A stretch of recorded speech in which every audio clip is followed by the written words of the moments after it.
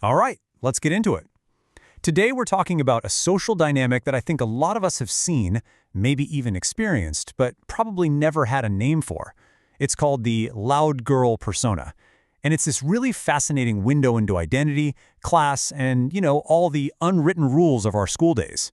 So let me just start by asking you this. Think back. Did you ever get the feeling that school, the rules, the expectations, the whole vibe just wasn't really built for you? For some students, that's not just a passing thought, it's their day-to-day reality, and it completely shapes how they navigate the world.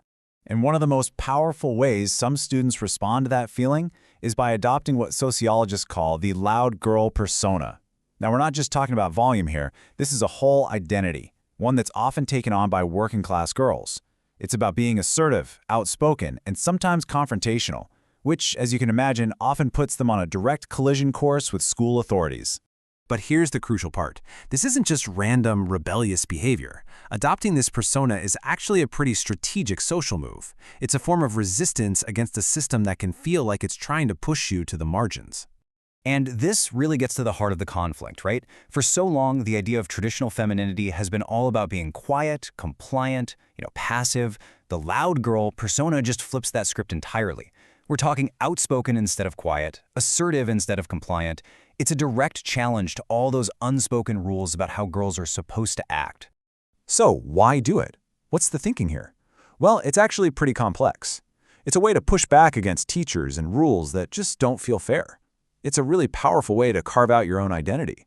And this is key. It's about gaining what sociologists call symbolic capital, which is basically just status, respect, and street cred among your friends. Now, this whole concept didn't just pop up out of nowhere. It actually comes from decades of serious, in-depth research by sociologists who went right into schools to figure out what was really going on beneath the surface. Yeah, we've got to give a shout out to the scholars who did the groundwork here. People like Louise Archer, Carol Haywood, Pam Bettis, and Diane Ray. They spent years in classrooms studying how class and gender really shape what it's like to be a student, and they gave us the vocabulary to understand all this. And this quote, man, it just nails it. It says, loudness was a way to resist marginalization. For girls who felt like they didn't fit into that perfect, ideal student box, which, let's be honest, is often a very middle-class, white, and quiet version of femininity, being loud became a tool. It was a way to demand space and refuse to be made invisible. So how did they figure this all out?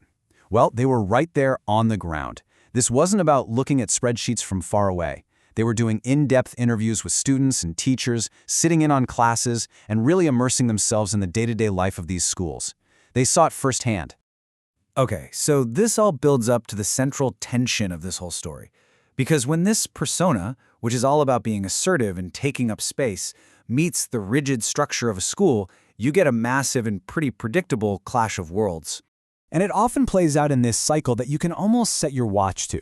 Step 1, a girl adopts this assertive persona. Step 2, with her friends, it totally works. She gains respect. She gains status. But step 3, that exact same behavior leads to clashes with teachers. And that leads to step 4, disciplinary action. It's like they're living in two different cultures at the same time. In their peer group, being assertive gets you rewarded. It makes you cool. But in the school's culture, that same assertiveness is seen as defiance. Being outspoken is labeled disruptive. So the very things that get them status with their friends get them punished by the system. They're caught in this impossible bind. And the consequences of this are very, very real. These girls get slapped with labels like disruptive or even aggressive. It leads to this constant cycle of conflict and getting in trouble, which of course can totally hurt their grades and over the long haul can really do a number on their self-esteem. So let's just zoom out for a second. What's the big takeaway here? What should we make of all this? Well, it's important to look at this research with a critical eye, Its biggest strength is that it shines a huge spotlight on how gender and class intersect in schools. It gives a voice to students we don't often hear from, but it has its limits. It does tend to focus mostly on white working-class girls, and it can sometimes put so much emphasis on the conflict that it misses other parts of the story, like race or even stories of academic success. But if you're going to take away one single thing from all this, it's this. This is not about bad kids or bad behavior.